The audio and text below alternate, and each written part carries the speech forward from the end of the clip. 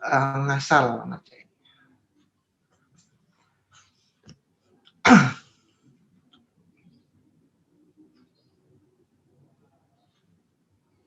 Oke.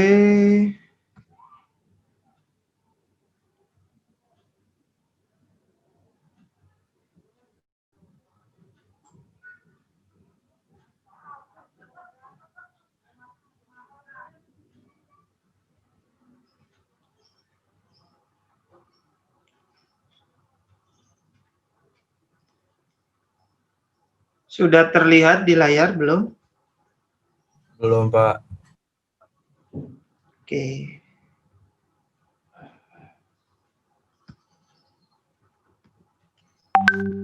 Sudah? Belum, Pak. Belum juga.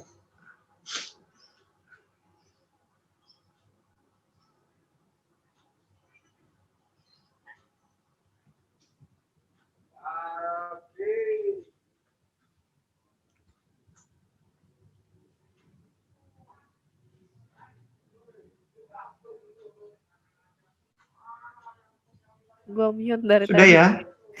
Sudah, Pak. Oke, ini terkait dengan Beda tugas sih, studi diem. kasus, tugasnya kelompok ya.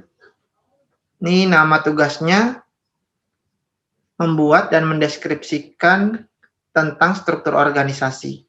Apa saja yang ada di dalamnya. Yang pertama, carilah, ini perintah yang pertama ya.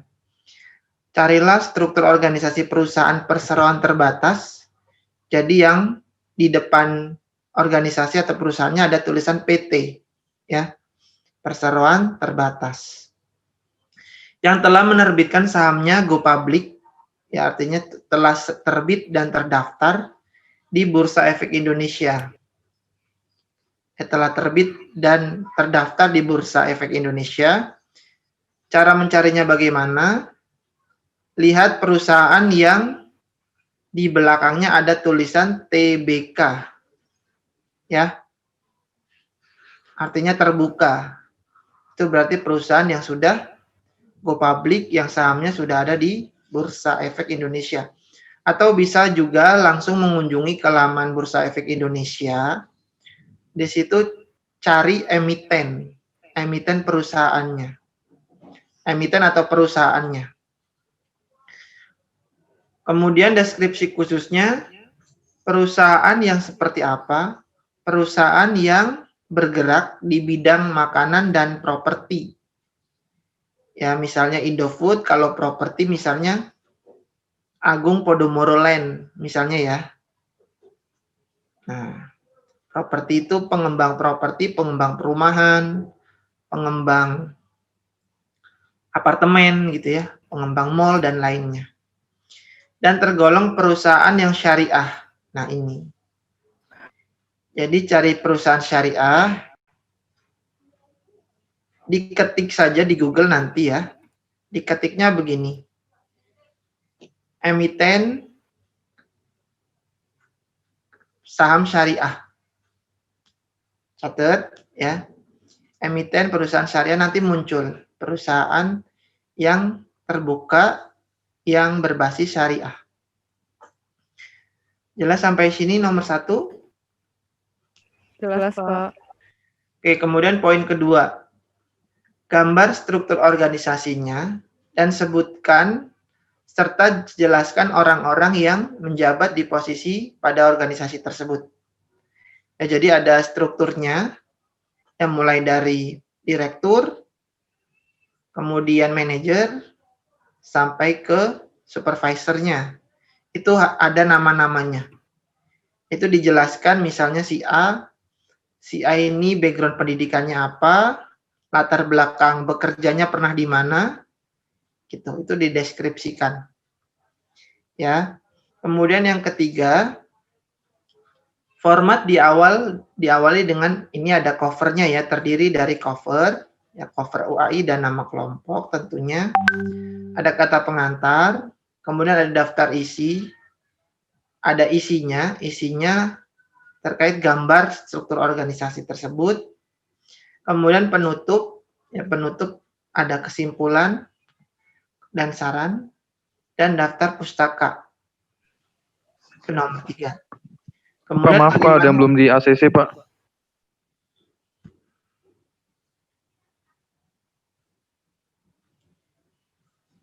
Kemudian bagaimana untuk mekanisme penulisan ya.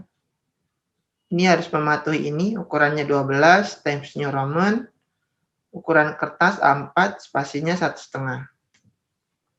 Kemudian setiap kelompok, nama perusahaannya atau emitennya harus berbeda. Jadi ketua kelas, ya, ketua kelas. Nanti Nur mengecek setiap kelompok, pastikan nama perusahaannya berbeda, tidak boleh sama. Ya. Dipastikan dicek dulu gitu. Dicatat kalau perlu kelompok 1 misalnya apa, kelompok 2 apa biar tidak sama. Kemudian poin ke-6 ini gunakan penjelasan sesuai bahasa ilmiah. Walaupun semua datanya ada di laman atau di website perusahaan tersebut, tapi deskripsikan sendiri ya, menggunakan bahasa sendiri biar mudah dipahami. Jadi tidak boleh plagiarisme, artinya menjiplak, mengambil secara keseluruhan dari data perusahaan itu. Dibuat parafrase atau membuat bahasa sendiri. Nah, itu tugasnya. Untuk pengumpulannya, ini sesuai dengan RPS, kita lihat RPS-nya. Pengumpulan itu di minggu ke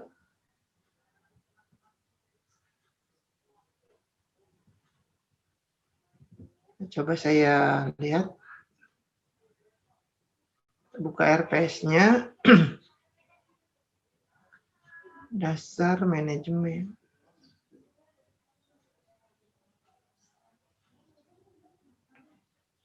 Tugas kasus. Nah, kalau dilihat di RPS, dikumpulkannya 2 minggu dari sekarang. Ya, 2 minggu dari sekarang, jadi maksimalkan untuk kerja kelompoknya. Ini kalau dilihat di RPS, para mahasiswa ya, itu ada di pertemuan ke-6. Di situ ada keterangannya, kuis pengumpulan tugas studi kasus. Ya, berarti 2 minggu dari sekarang. Gitu. Ya. Ada lagi. Ini contohnya, saya berikan contoh untuk contoh daripada tugas individu, tugas studi kasus kelompok. Ini saya ambil dari seniornya, ya, dari angkatan 2019. Ya, ini diperhatikan, jadi tidak saya berikan ke para mahasiswa. Ini diperhatikan biar saya jelaskan. Jadi kalau mendengarkan pasti paham. Sudah terlihat? Sudah, Pak. Oke. Ini angkatan 2019, kakak tingkat kalian. Struktur organisasi perusahaan PT Indofood. Nah, berarti ini sebagai contoh Indofood, berarti para mahasiswa tidak boleh ya mengambil Indofood. Ya. PT Indofood CBP Sukses Makmur Tbk. Nah, ini formatnya begini. Disusun untuk memenuhi tugas. Nah, kemudian dosen, ada nama dosen, ada disusun oleh nama mahasiswanya di sini ya. Di sini disertakan NIM-nya. Ya, di sebelah kanan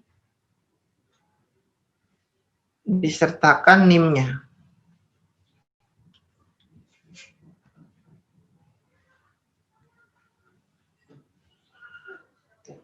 Nah, ini.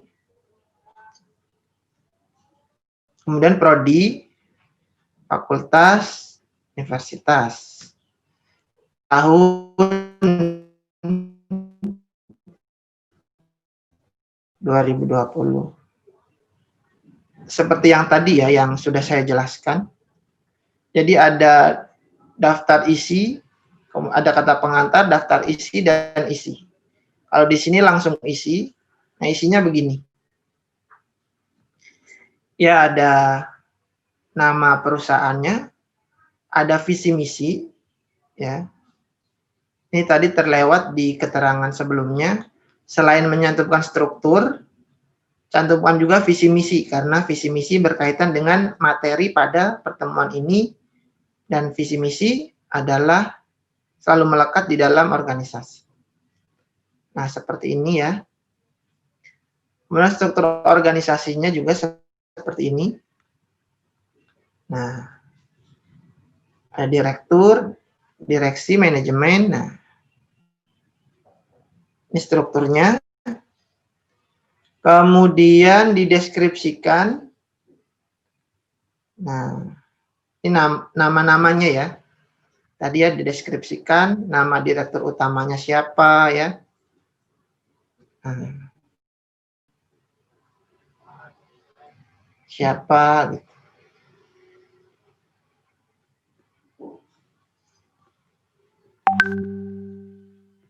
Ini ya harus lengkap.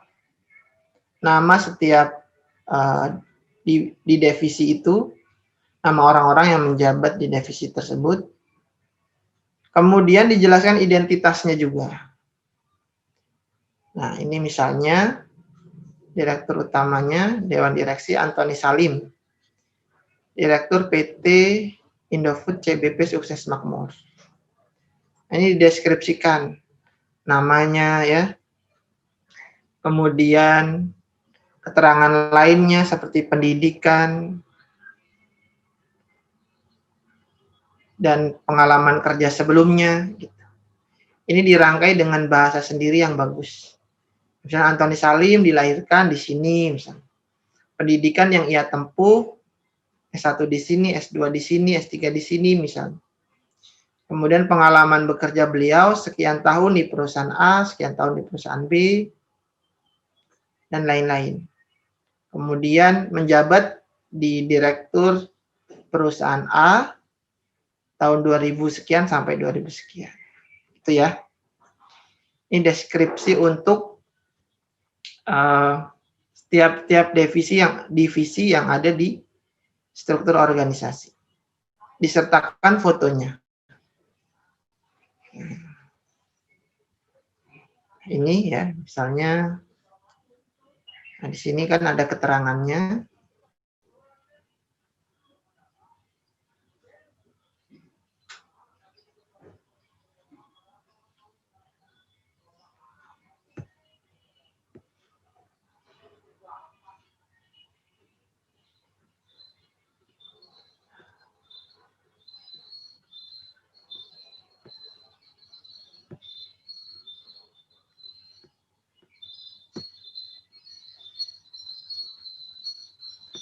Ditulis semua ya. Ini ada fotonya juga, ada penjelasannya.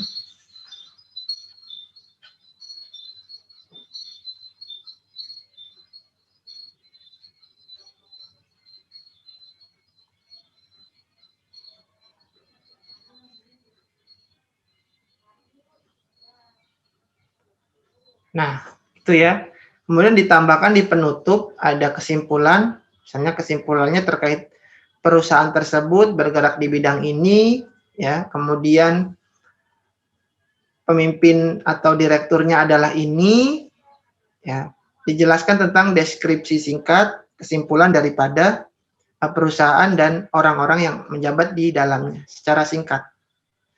Kemudian untuk saran misalnya di penulisan ataupun ada yang tidak ditemukan terkait dengan profil daripada setiap orang yang menjabat di setiap divisi tersebut, misalnya karena di internet tidak ada atau dan lain-lain gitu ya, diberikan keterangan. Kemudian terakhir adalah daftar pustaka, dilampirkan sumbernya. Yang pertama, sumber harus dari website perusahaan tersebut. Misalnya dari Unilever, ya dari Unilever gitu ya. Websitenya mengikuti penulisan daftar pustaka ilmiah. Jadi website Unilever di copy gitu ya.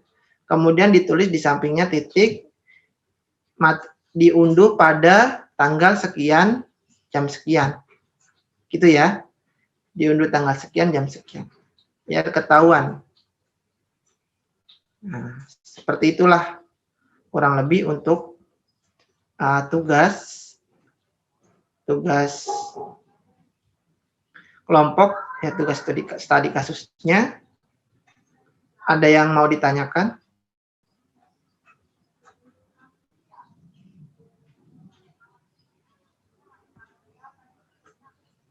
Ini kalau nanti kurang jelas, bisa ketuanya dihubungi saya ya, WA ke saya. Kalau ada mahasiswanya yang bingung, kalau sekarang masih belum ada pertanyaan, nanti di WA ke saya melalui ketuanya.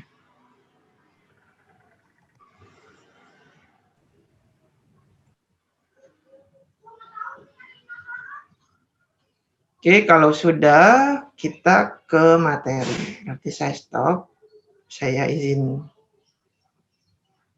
minum dulu.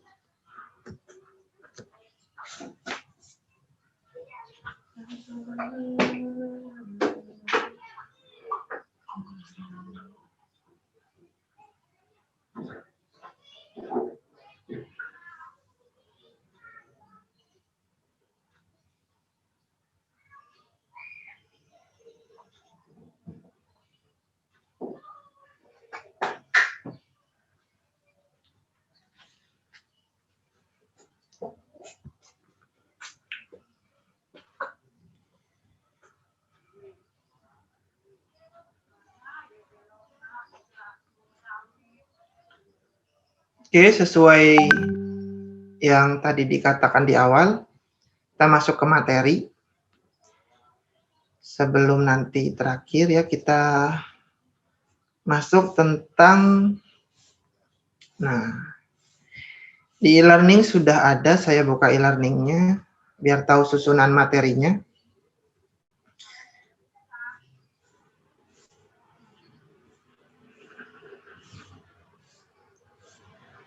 Perencanaan manajerial dan penetapan tujuan. Klik yang poin ke-1, tujuan dan perencanaan. Jadi sebagaimana pengertian daripada manajemen. Kalau manajemen berarti untuk mencapai tujuan. Tujuan yang bagaimana? Tujuan yang bisa dicapai itu efektif dan efisien. Ya. Ini tujuan atau goals. Kemudian setelah mempelajari ini, mahasiswa bisa mengetahui bagaimana apa saja yang menentukan tujuan dan rencana di dalam manajemen. Nah, di sini ya, mengatur rencana dan menetapkan tujuan. Jadi sebagaimana fungsi manajemen di awal ya, pertemuan manajemen itu ya mengatur, ya kan? Mengatur, mengelola. Dimulai dari fungsi manajemen. Fungsi manajemen dimulai dari planning, ya kan? Perencanaan. Nah, kita bahas di sini perencanaan yang bagaimana, gitu ya. Perencanaan untuk sasaran akhirnya mencapai tujuan. Nah, dalam penetapan tujuan, dalam menetapkan penetapan tujuan Anda sudah sesuai dengan gaya manajemen Anda. Nah, ini pertanyaan. Ya, karena berkaitan dengan objeknya. Orang ya, manajer yang melakukan perencanaan untuk mencapai tujuan itu bagaimana sebaiknya. Nah, perencanaan namanya rencana. Ini poin pertama dilihat. Rencana itu untuk tujuan jangka panjang. Perencanakannya sekarang untuk mencapai tujuan jangka panjang. Misalnya rencananya hari ini ya untuk 2 tahun ke depan ya Misalnya saya harus aktif berorganisasi. Nah, itu kan rencananya. Ya, rencananya. Rencana di masa yang akan datang berarti saya bisa ikut aktif dalam organisasi. Kemudian yang kedua, manajer harus merencanakan kejadian yang tidak terduga. Kejadian yang tidak terduga ini berkaitan dengan yang pertemuan awal, ya, manajemen di masa turbulen, ketidakpastian kan ya. Jadi kan ketidakpastian yang tidak bisa kita duga-duga, yang tidak bisa manajer duga-duga, itu harus direncanakan sedemikian rupa. Misalnya karena kondisi pandemi seperti saat ini, jadi belum tahu sampai kapan berakhirnya. Gitu. Jadi manajer harus membuat misalnya untuk selama 1 semester ini atau 1 tahun ini perusahaan kita ya ada pengurangan jumlah tenaga kerja gitu. Karena kita tidak tahu ya kondisi pandemi sampai kapan. Nah, itu direncanakan. Direncanakan jadi selama 1 tahun ini secara bertahap akan melakukan pemutusan hubungan kerja ya. Itu misalnya. Jadi karena kondisi yang tidak diduga, karena ketidakpastian, karena guncangan kondisi saat ini, ya kita harus berencana agar kondisi tidak terduga itu bisa diminimalisir lah. Diminimalisir untuk berjaga-jaga. Walaupun terjadi nantinya ya, tapi paling tidak banyak yang dikorbankan. Itu poin kedua. Poin ketiga, perusahaan menetapkan misi. Nah, misi itu apa?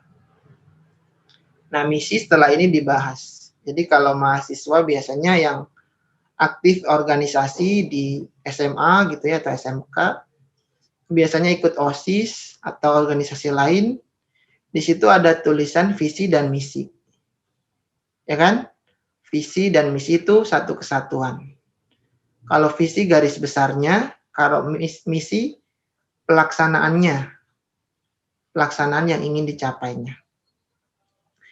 Nah, perusahaan menetapkan misi dasar serta mengembangkan tujuan dan sasaran. Jadi misi sifatnya spesifik ya. Spesifik langkah-langkah yang harus dilakukan selama beberapa tahun ke depan.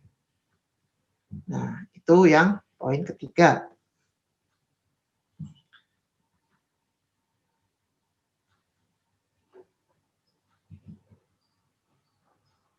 Nah, poin keempat, rencana harus memenuhi perubahan lingkungan dan harapan para pemangku kepentingan.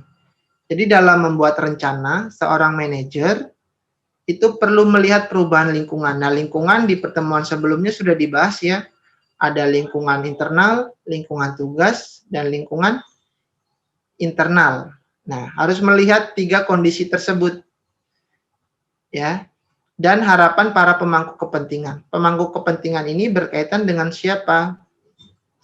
Pihak yang memberikan dana ya, atau para konsumen. Misalnya pemangku kepentingannya adalah investor, ya, pemilik modal di perusahaan kita, gitu, di perusahaan A. Jadi rencana itu harus mencerminkan, ya, bagaimana para pemangku kepentingan ini merasa bahwa perusahaannya itu baik-baik saja, gitulah.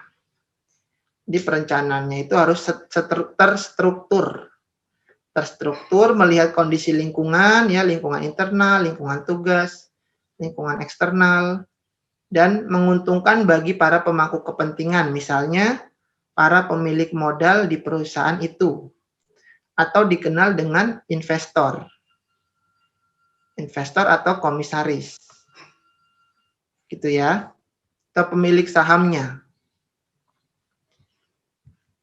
Kemudian nomor 5, rencana itu harus bagaimana? Perencanaan merupakan hal mendasar bagi semua organisasi, betul. Karena semuanya sebelum melakukan eksekusi perlu perencanaan. Ya, perencanaan dengan baik, dengan matang, supaya outputnya bisa tepat atau kalaupun mengalami sedikit kendala, itu hanya sedikit saja. Gitu. Tidak terlalu lebar. Tidak terlalu lebar untuk mencapai tujuannya. Misalnya targetnya IP-nya 4. Rencana saya harus belajarnya begini. Saya harus manajemen waktunya begini. Itu ditulis. Ya, kemudian ketika akhir semester, IP-nya 4 sama persis gitu. Berarti perencanaan Anda sesuai dengan sasaran tujuannya. Kalaupun 3,9 itu dievaluasi. Kenapa tidak 4? Gitu ya. Berarti ada perencanaan dan pelaksanaan perencanaan itu yang salah. Nah, itu dievaluasi. Diorganize dan dikontrol. Di fungsi manajemen. Jadi semua dimulai dari perencanaan. Nah, ini nomor 5 dan 6 itu serupa bahwasannya perencanaan itu di awal. Kalau di akhir namanya penutupan ya. Kalau di awal perencanaan.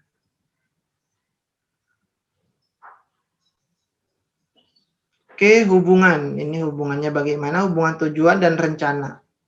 Jadi ada tujuan, ada rencana. Tujuan adalah keadaan masa depan yang diinginkan. Nah, tujuan itu yang akan datang, yang tidak tahu. Ya. Tapi targetnya bagaimana gitu ya. Keadaan di masa depan. Yang kedua, rencana adalah cetak biru untuk pencapaian tujuan. Cetak biru artinya blueprint atau konsep. Blueprint atau konsep rencana-rencana yang harus dilakukan untuk menggapai masa depan. Terdokumenkan dulu rencananya. Biar tujuannya, agar tujuannya tidak meleset. Poin 3, ada berbagai tingkat perencanaan dan tujuan dalam satu organisasi. Jadi ada tingkat perencanaannya. Ya. Perencanaan misalnya perencanaan jangka pendek, jangka menengah, jangka panjang. Itu harus dibuat.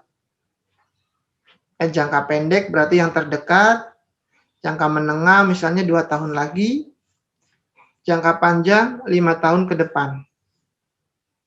Nah, itu ada tingkatannya, maksudnya begitu. Jadi ada tingkatan perencanaan yang mana rencana yang harus direalisasikan untuk mencapai tujuan itu. Yang mana dulu yang harus direalisasikan rencananya. Makanya buatlah rencana jangka pendek, jangka menengah, dan jangka panjang. Kemudian poin 4, tujuan di setiap tingkat organisasi mengarahkan organisasi.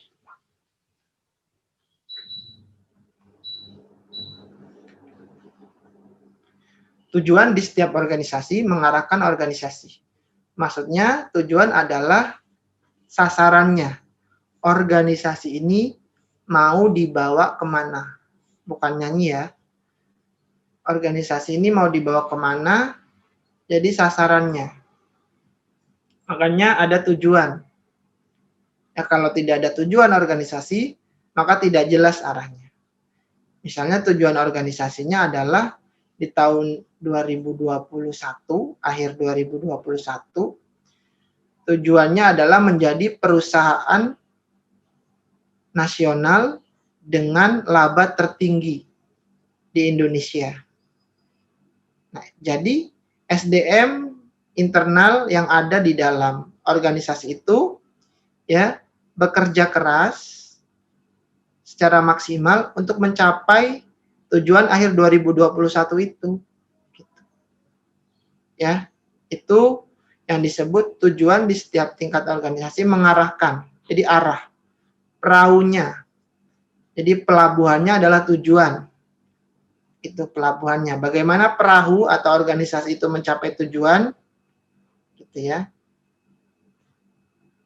Itu hubungan daripada rencana dan tujuan. Nah, ini materi tentang tujuan dan perencanaan. Selanjutnya adalah misi. Nah, kita buka yang poin nomor 2 kalau di e-learning-nya.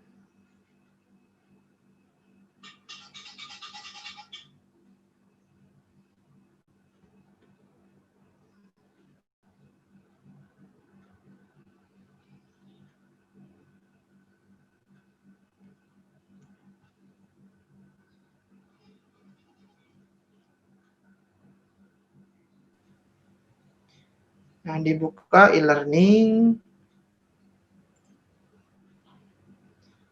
di nomor 2. Bab 4, pertemuan keempat, misi. Nah, dibuka, dibaca. Apa itu misi ya? Tadi berbicara tentang bagaimana perencanaan dan hubungannya dengan tujuan organisasi. Yang ini berbicara tentang misi. Apa itu misi? Biasanya visi dan misi itu satu kesatuan. Kalau visi itu garis besarnya, misi itu tahap-tahapannya atau langkah-langkahnya. Nah, konsep misi dan bagaimana itu mengatur penetapan tujuan dan perencanaan. Nah, bagaimana posisi misi?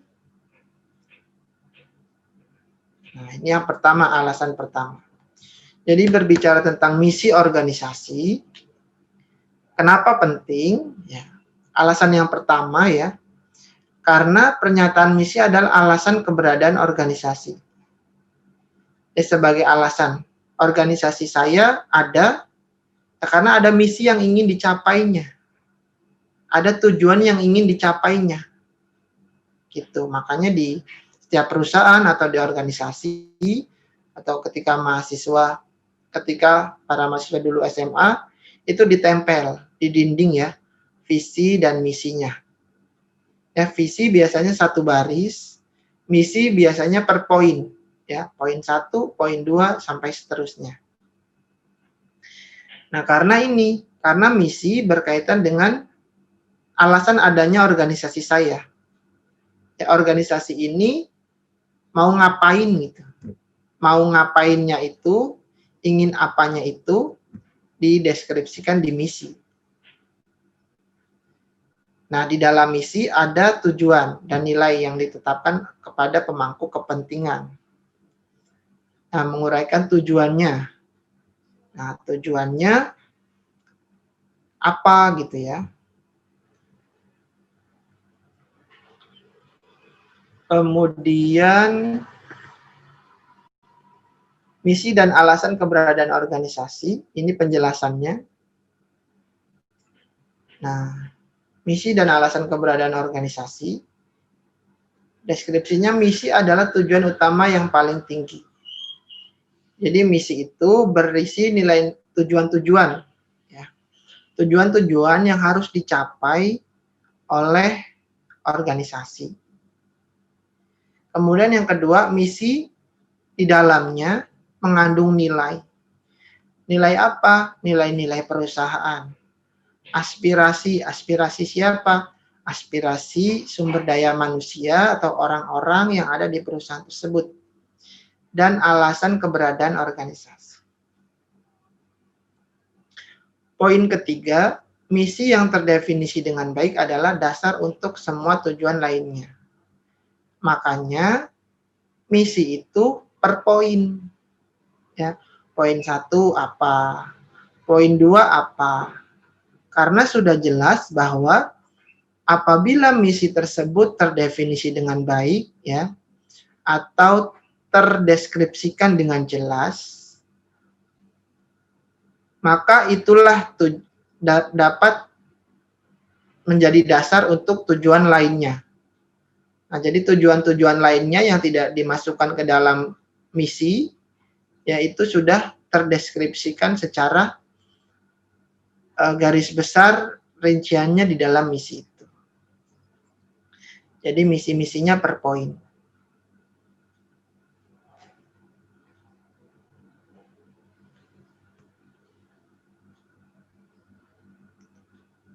Nah, ini the organizational planning process. Ini proses perencanaan organisasi. Coba dilihat ya. Pertama, ini tahapannya, tahapan pembuatan perencanaan. Tadi disebutkan yang di slide pertama, perencanaan itu awal, ya kan?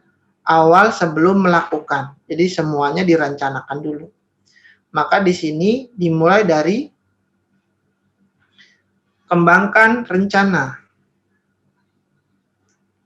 Nah, setelah dikembangkan, kemudian terjemahkan dalam perencanaan. Terjemahkan dalam perencanaan, didetailkan gitu ya. Misalnya, rencananya IP saya bagus. Nah, dideskripsikan cara belajar saya, pola seimbang dalam mencapai nilai yang bagus, dideskripsikan, terjemahkan dalam perencanaan secara detail. Setelah nomor 2 sudah didetailkan, nomor 3, terjemahkan dalam operasional. Ini berupa tindakannya, tindakan nyatanya. Apa gitu ya, ditulis dulu. Kita masih masuk ke perencanaan, jadi didetailkan dulu rencananya. Poin keempat, lakukan. Nah, action. Ya, lakukan. Jangan hanya rencana. Rencana tanpa adanya tindakan itu sia-sia. Kemudian dimonitor dan dipelajari, dikontrolling, dilihat. Ya, dilihat apakah rencana saya sesuai dengan yang sudah saya laksanakan dan hasilnya bagaimana. Ini dimonitor dan pelajari. Ini merupakan the organizational planning process atau proses perencanaan dalam organisasi. Mulai dari mengembangkan sampai ke monitoring. Ini berputar terus ya, dari poin 1, 2, 3, 4, 5. Nah, ini berputar terus.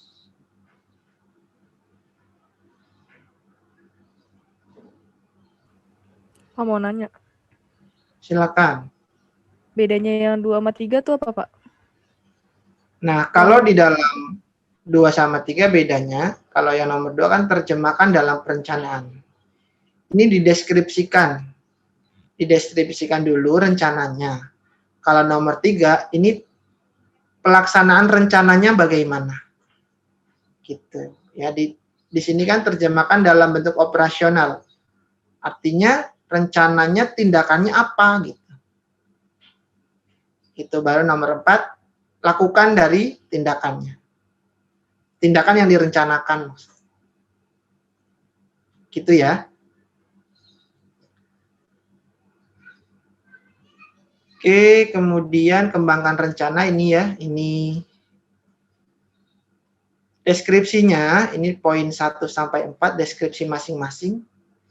Nah, kembangkan rencana, visi dan misinya ditulis ya. Atur sasarannya apa gitu ya. Kemudian di nomor 2 tadi terjemahkan. Nah, definisikan rencana taktis dan tujuan. Kembangkan strateginya, buat kemungkinan rencana lain.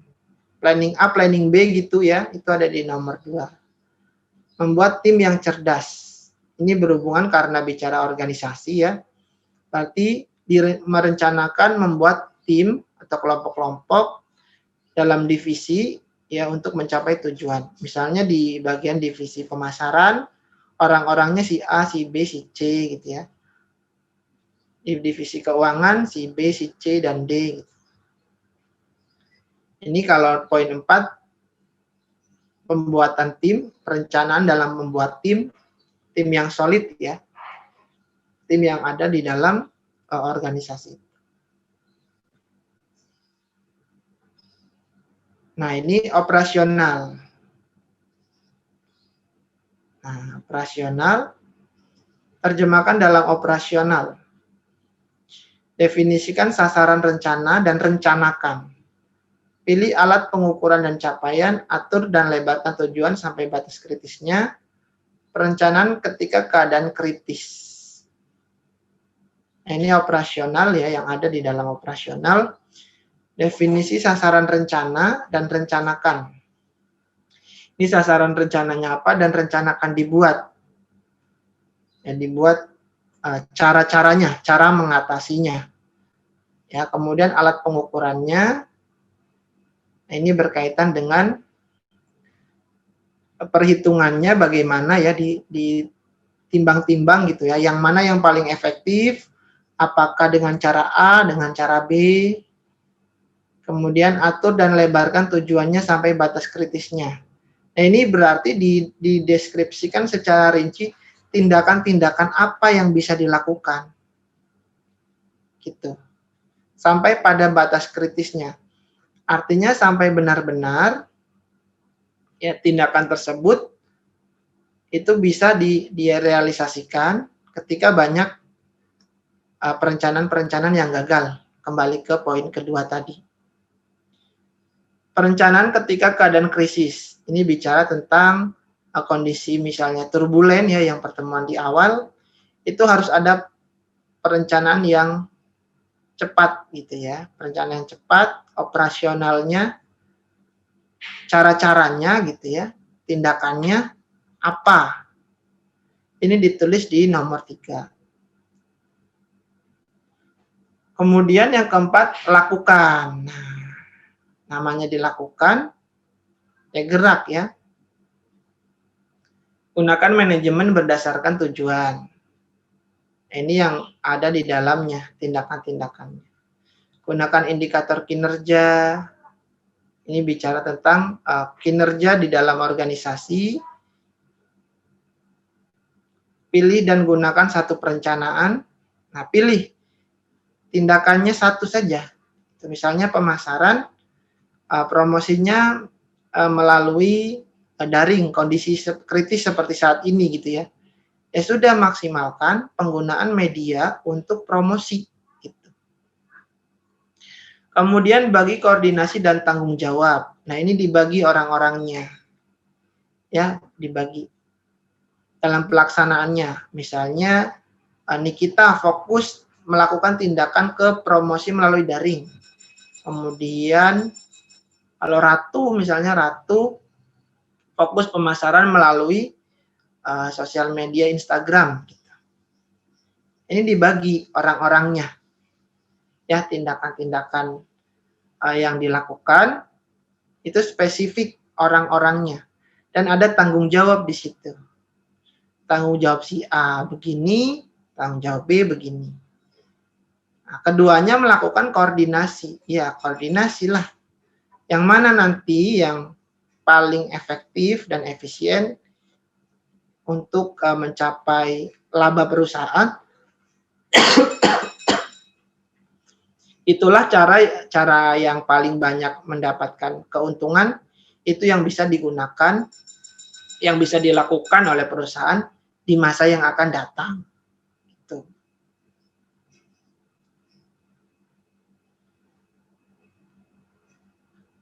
Ini dimonitor setelah dilakukan, berarti dipantau ya.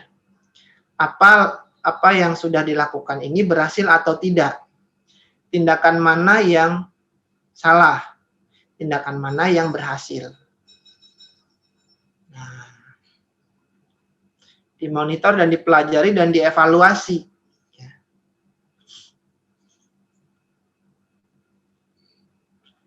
Nah, ini materinya sudah. Ini sudah jam berapa?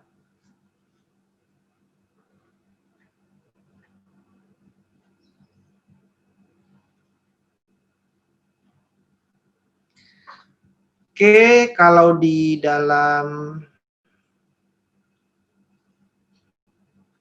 course atau di dalam e-learning,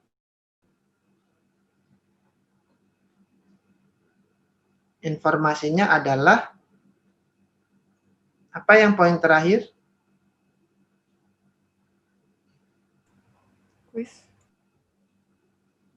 Kuis dibuka pukul 10.30 ya.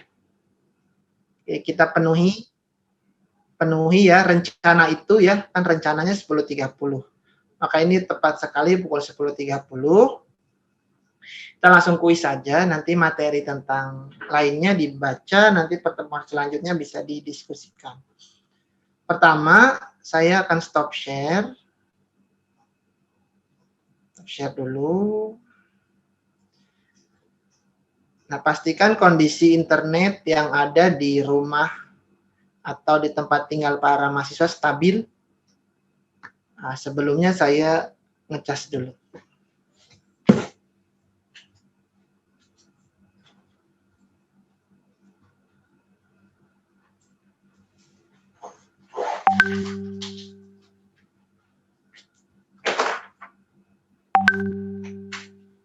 Yap.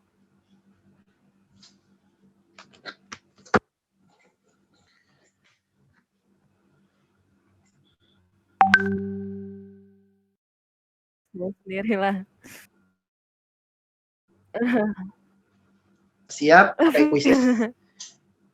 Oke. Nanti diisi nama lengkap, jangan nama samaran atau nama palsu ya. Nama lengkap dan email. Ya, nanti kalau diminta email. Kalau di dalam kuis tidak diminta, ya tidak usah diisi. Saya share kuisnya live ya, jadi langsung dikerjakan.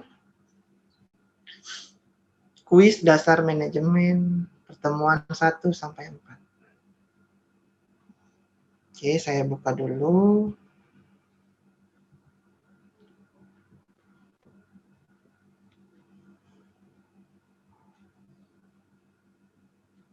Oke, tes.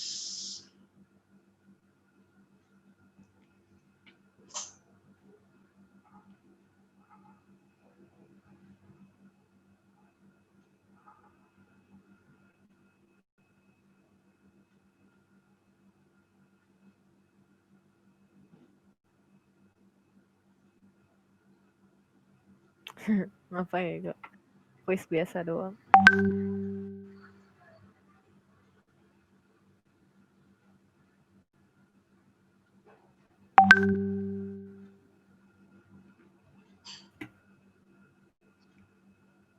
Ini jenis tujuan dan peta strategi belum dibahas ya? Saya tulis di kolom chat untuk laman membuka kuisnya. Silakan diklik sekarang. Dilengkapi datanya.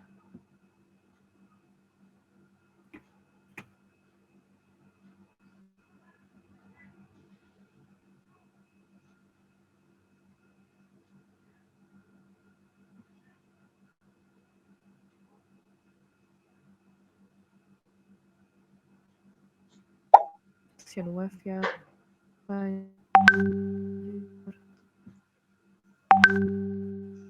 Tolong. Ini mati lampu. Apa?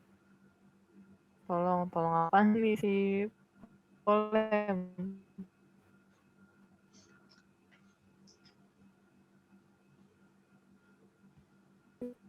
Mana?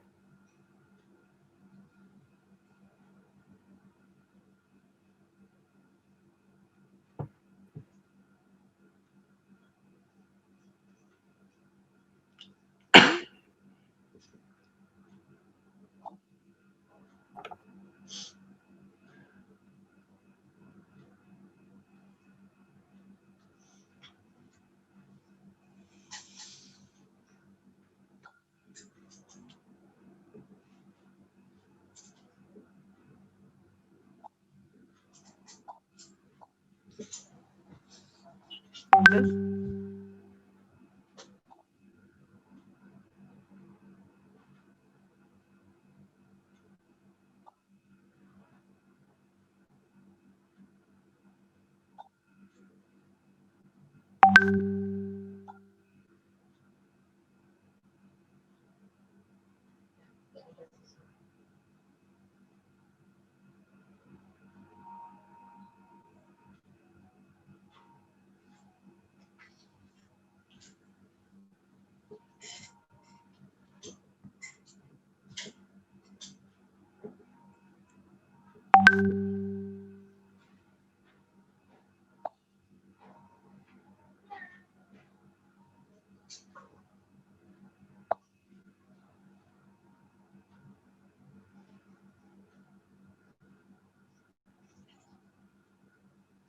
Nah, ini baru 13 ya, terlihat.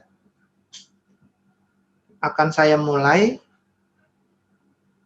ketika semua sudah login.